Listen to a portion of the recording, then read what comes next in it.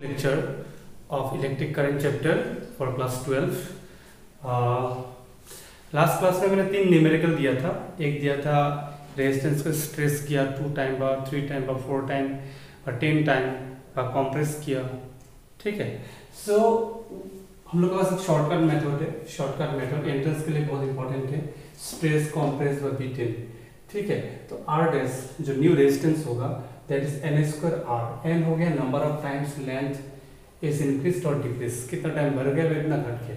जो क्वेश्चन दिया था इस मेथड से करके हमको भेजो, शॉर्टकट मेथड से इजीली हो जाएगा। उसमें तो आप इक्वेशन बना के क्या था, इक्वेशन बनाने में टाइम जाएगा। Okay, so next topic is very very important, effect of temperature on resistance और रेजिस्टिविटी। ठीक है, कि टेम्परेचर का क्या रोल है रेजिस्टेंस और रेजिस्टिविटी में। सो एक छोटा सा डेरिवेशन भी होगा, डेरिवेशन बोर्ड एग्जाम में भी आता है, न्यूमेरिकल भी बोर्ड एग्जाम में आता है। तो हम लोग के पास आर का फॉर्मूला मिला था, R is equal to m l n divide by N E square psi A. यहाँ पे एम हो गया मास ऑफ इलेक्ट्रॉन, एल हो गया लेंथ ऑफ कंडक्टर मतलब तार जो हो बाय रेजिस्टेंस उसका लेंथ, एन हो गया number of free electrons density मतलब इलेक्ट्रॉन कितना है, फिर स्मॉल ई हो गया चार्ज ऑन 1 इलेक्ट्रॉन, ये तो आप लोगों को पता है। साई हो गया एवरेज रिलैक्सेशन टाइम, सो ए हो गया cross section area of conductor मतलब जो भी तार है वह रेजिस्टेंस है उसका क्रॉस सेक्शन एरिया कितना है।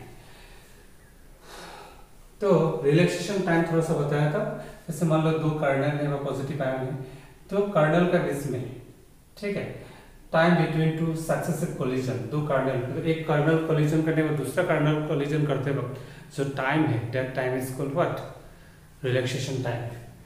सो हम लोग अभी लिख सकते हैं R is equal to rho l by A, l और ए को सेपरेट कर दिया और रो का जगह लिखा है M divide by N E square साई। ठीक है, ये तो ऑलमोस्ट मैं लास्ट डीप ड्यूरेसिटी वाला केस में बता चुका हूँ। सो अभी हम लोग का पास मेनली टेम्परेचर का वजह से कैसे रेजिस्टेंस व रेजिस्टेंस चेंज होगा, तो हम लोग मेनली पहले मेटल का केस स्टार्ट करेंगे।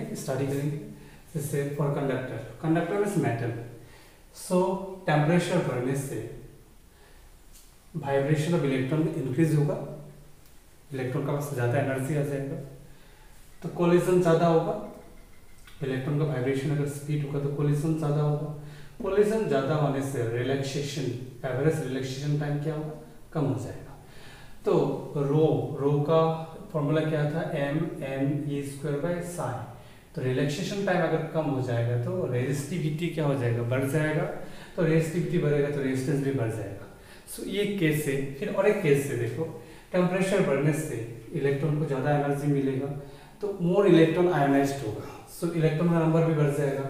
तो इस केस में क्या होगा, इलेक्ट्रॉन अगर बढ़ जाता है तो रेजिस्टिविटी क्या हो जाएगा, कम हो जाएगा, तो रेजिस्टेंस भी कम हो जाएगा। तो हम लोग के पास 2 फैक्टर है।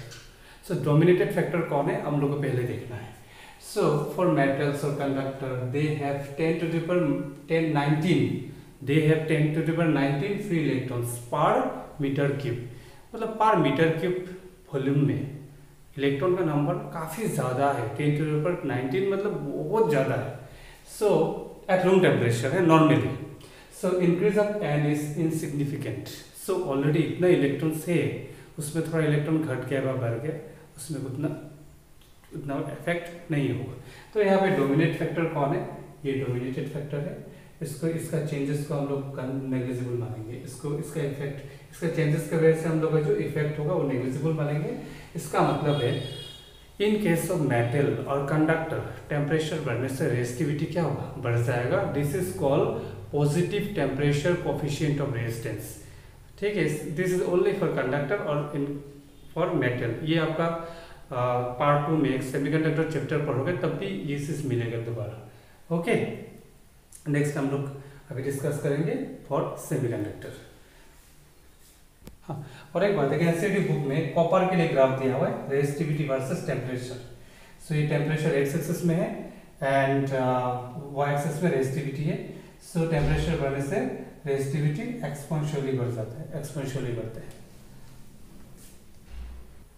So next one is in case of semiconductor, for semiconductor. आपको सेमीकंडक्टर एक चैप्टर मिलेगा, ठीक है। सो वहाँ पे भी आपको काम आएगा। टेम्परेचर बढ़ने से हम लोग ऑलरेडी सीख लिया कि रिलैक्सेशन टाइम क्या हो जाएगा, घट जाएगा, कोलिजन बढ़ जाएगा, तो रिलैक्सेशन टाइम घट जाएगा तो रेजिस्टेंस क्या होगा, बढ़ेगा, रेजिस्टिविटी बढ़ेगा। ये एक फैक्टर है।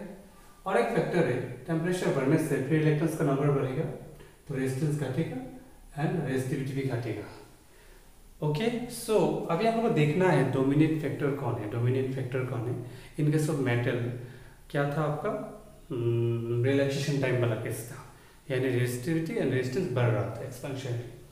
इस केस में eight normal temperature, eight room temperature, semiconductor के पास कोई फ्री इलेक्ट्रॉन्स नहीं होता है, ठीक है। सेमीकंडक्टर के पास कोई फ्री इलेक्ट्रॉन नहीं होता है, क्योंकि अब सिलिकॉन एंड जर्मेनियम पढ़ोगे आगे जाके कि वीकली बंधा रहता है, कोवेलेंट बॉन्ड होता है बट वीक कोवेलेंट बॉन्ड होता है। लेकिन टेम्परेचर जब बढ़ता है तो बॉन्डिंग से इलेक्ट्रॉन निकालता है तो फ्री इलेक्ट्रॉन्स बढ़ जाता है। तो फ्री इलेक्ट्रॉन्स पहले नहीं था मेटल का केस में, तो अनलिमिटेड फ्री इलेक्ट्रॉन था, तो उसमें इलेक्ट्रॉन बढ़ेगा घटे उतना फर्क नहीं पड़ेगा। जैसे एक अरबपति आदमी है, उसके पास लग 6 लाख अगर और इनकम हो गया और घट गया, इनकम घट गया, तो उसको उतना फर्क नहीं पड़ेगा। ओके, सो यहाँ पे लेकिन फर्क पड़ेगा क्योंकि इलेक्ट्रॉन था ही नहीं, अभी इलेक्ट्रॉन फ्री हो जाएगा ना, तो टेम्परेचर बढ़ने से इलेक्ट्रॉन का नंबर बहुत ज़्यादा बढ़ जाएगा। तो ये सिग्निफिकेंट फैक्टर होगा कि इलेक्ट्रॉन था नहीं पहले, इलेक्ट्रॉन अभी आ जाएगा तो ये फैक्टर ज़्यादा होगा। इस केस में अभी ये डोमिनेट फैक्टर नहीं होगा, ये डोमिनेट फैक्टर होगा, यानी टेम्परेचर बढ़ने से फ्री इलेक्ट्रॉन्स का नंबर बढ़ जाएगा तो रेजिस्टेंस घटेगा, रेजिस्टिविटी भी घटेगा।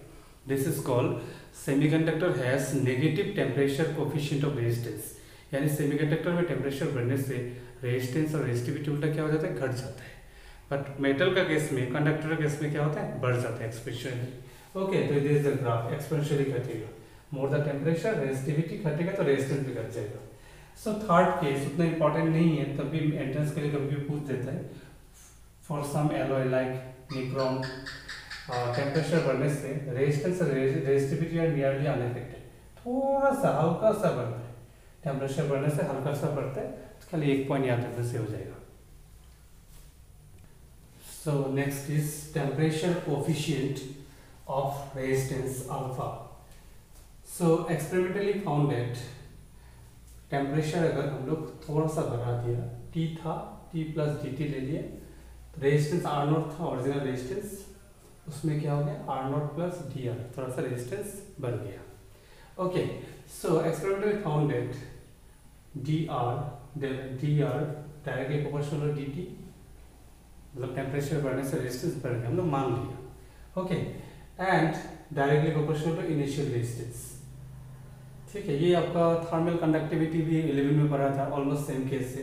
तो dr इज इक्वल टू एक कांस्टेंट दे दिया, ये प्रोपोर्शनल साइन है, ये है आपका अल्फा R0 dt। सो ये जो अल्फा है that is temperature coefficient, temperature coefficient. ये इक्वेशन हमेशा ट्रूथ है, ठीक है। लेकिन ये जो डिफरेंशियल इक्वेशन है dt टेम्परेचर बढ़ने से dr बढ़ गया। सो टोटल के लिए हम लोग क्या करेंगे, इंटीग्रेट करेंगे इक्वेशन को R0 से इनिशियल से फाइनल तक, और बाकी हम लोग जो अल्फा है वो 99% केस में कांस्टेंट माना जाता है। ये टेम्परेचर डिपेंडेंट है लेकिन कांस्टेंट मानेंगे, तो ये इनिशियल रेजिस्टेंस भी कांस्टेंट है, तो दोनों सामने आ गए, alpha into R0, temperature initial से फाइनल तक हम लोग इंटीग्रेट करेंगे। सो ये तो final minus initial RF minus R0, और ये एज इट इज से यहाँ पे T final minus T initial. So final initial का उस साइड लेके गए तो प्लस, ये इसका जगह हम लोग डेल्टा T लिखा है। सो अब देखो R0 यहाँ पे कॉमन लेने से 1 प्लस अल्फा इंटू dt, बाकी तो एज इट इज से। ओके, ये एक फॉर्मूला हो गया आपके पास, ये रेजिस्टेंस के रेस्पेक्ट में, ठीक है। ये फाइनल रेजिस्टेंस है, initial resistance 1 plus alpha coefficient हो गया इंटू डेल्टा टी। नेक्स्ट हम लोग तो रेजिस्टेंस के साथ क्या लिख सकते हैं, रेजिस्टिविटी लेंथ बाय एरिया, तो ये फाइनल था, बाकी तो सेम ही रहेगा, ये भी सेम रहेगा, ये इनिशियल रेजिस्टिविटी है, बाकी एज इट इज से। तो L बाय A कैंसिल हो गए, तो resistivity final is equal to resistivity initial bracket 1 plus alpha into delta T. अभी ये हो गया आपका रेस्पेक्ट टू रेजिस्टिविटी, दो फॉर्मूला है हम लोग के पास, ये रेस्पेक्ट टू रेजिस्टिविटी है। अभी देखो आप, फॉर केस ऑफ ये जो अल्फा है coefficient of resistivity, in case of conductor, in case of metal, ये क्या होगा पॉजिटिव, मतलब हम लोग अभी तक मिल गया ना positive temperature coefficient of resistance. Semiconductor के लिए क्या होगा, नेगेटिव होगा, एंड एलॉय के लिए ऑलमोस्ट क्या होगा, जीरो, ज़्यादा अफेक्टेड नहीं होता है। तो 3 चीज़ याद रखने से हो जाएगा, for conductor, for semiconductor and for Alois. Insulator का तो आता ही नहीं कि इंसुलेटर का रेजिस्टेंस क्या होता है, इनफाइनाइट होता है। सो एक न्यूमेरिकल सॉल्व करो। The resistance of a heating element at room temperature is, room temperature 27 degree दिया हुआ है, 27 degree Celsius is 100 ohm. At what temperature its resistance will be 117 ohm if alpha यानी coefficient is given 1.7 into 10 to the power minus 4 per coulomb. So 4 option is given, 967, 1030, 976, 1027 degree Celsius. सो इसको solve करके भेजो, easy है, formula भेजते हैं, और 2 formula दिया है ना, दोनों फॉर्मूला में एनालिसिस करके आप रखो, उसमें न्यूमेरिकल मिलेगा, और बोर्ड में भी डेरिवेशन आता है। सो अभी हम लोग कलर कोडिंग पढ़ना है, जैसे रेजिस्टेंस के वैल्यू कैसे निकालते हैं with the help of colour code, वो भी बोर्ड के लिए इम्पोर्टेंट है।